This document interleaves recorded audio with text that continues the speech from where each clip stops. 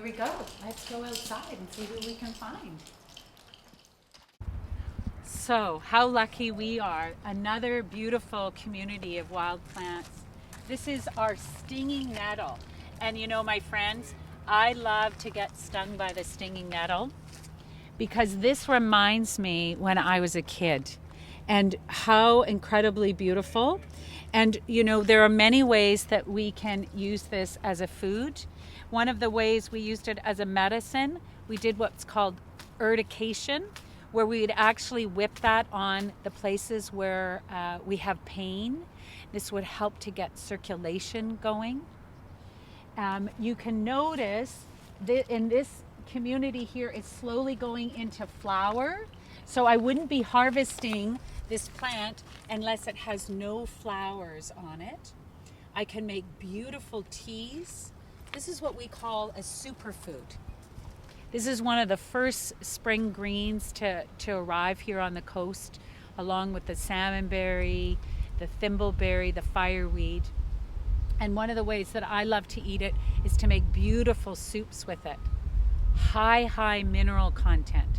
This is what we'd call like a spring tonic. This is really going to clean out my body. It's really going to nourish my body after the long winter. It's going to give me lots of strength and just an incredible plant. And these little barbs on it that are stinging my hand, they're full of what we call formic acid. And the research is saying that it's possibly helping to release serotonin in the brain. So believe it or not, it actually is making us feel good when this is actually hitting our skin. So I know lots of people feel uncomfortable with that. And as I said, it just reminds me when I was a kid. And you know, when you get older, trust me, you will look back fondly on all those memories as you're growing into young adults. Also, in this beautiful community, we're finding what looks like a maple leaf. This is our thimbleberry, and it has the most beautiful, fragrant red berry that I've ever tasted in my life. So, you know, I just adore this beautiful plant, and I wish that we had more growing along our parks and at our school grounds so we all could access and eat this wonderful, wonderful berry. And then who else do I notice in here is, let me see, we've got some burdock here. So this looks like a big rhubarb leaf. And this one is a really strong food source. It's got what we call oxalic acid. And the acid is similar to what we find in our kale. So if you're going to eat this leaf, you really need to prepare it properly. I'd probably steam it at least twice before I'd actually eat it.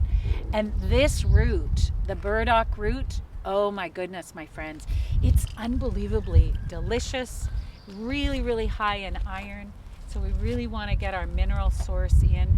And so we could dig some of this up and collect some of the burdock root. Really fabulous medicine. And then right beside that one, I'm not going to pick this one because it's got a lot of needles on it. This is our introduced Himalayan blackberry. And, you know, I find her really interesting because we have a lot of blackberry that is growing all around us. And, you know, plants are, they're talking to us. You know, they're really trying to, you know, communicate with us in some way. And here's what I notice about the blackberry, the Himalayan blackberry. She sends down a big cane and then she grows another blackberry. So she's kind of growing one cane after another. And she's actually saying, can you see me?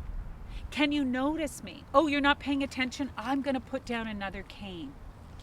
And if we paid attention to that and we started to get to know this plant, we discover that her blackberry is the highest iron content of all the berries, not all the blackberries, all the berries. So really high iron. We want to make sure when we're getting iron in our body that it's bioavailable, which means our body can assimilate it or digest it.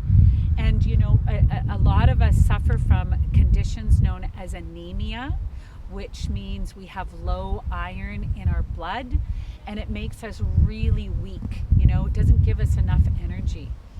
So if you're really athletic and you're really needing to really get a good iron content in your blood, because what I want you to know is the iron is what moves through the bloodstream to bring oxygen into all of our organs. Now the other thing, my friends, is you can harvest these leaves any time of the year. What I would do is I would chop them up and I would make a tea. And this is going to make a beautiful face wash for when we grow bacteria on the skin. So if we've got acne happening, what we can do is actually make a tea with this and maybe keep it in the fridge for maybe about a week, and every day use that to wash that bacteria, as this is antimicrobial. The new shoots can be edible. You know, we've got to gingerly take off the skin, the outer skin with those prickles, and we're going to get this beautiful, nice, soft, sweet celery. There's probably a bit of a sourness to that flavor. And remember, I think I've mentioned before, anything that is sour is an indication of vitamin C. Vitamin C helps with our muscles. It's really important for our heart. Gives us lots of energy. Vitamin C, it works as a stimulus, and it also helps to produce collagen. So that's helping us to, you know, build beautiful bodies and beautiful skin. The root of the blackberry we can harvest and we can use for dyes. So with our native blackberry, this was used to help dye the hair. And what a beautiful way that, you know, we just keep ourselves looking young and gorgeous. The other is we could take these long canes and we could, as I mentioned, take out the outer skin, and then we could use them for weaving. So we could help to manage, be in relationship with the blackberry, make sure she's not taking over the space, harvesting her beautiful berries, a good pollinator food for our insects, as well as a food for our birds, and then have a resource for our weaving and making dyes. So that's the Himalayan. And once we cut her back, we might actually find some of our native blackberry underneath. So that way we make sure there's enough room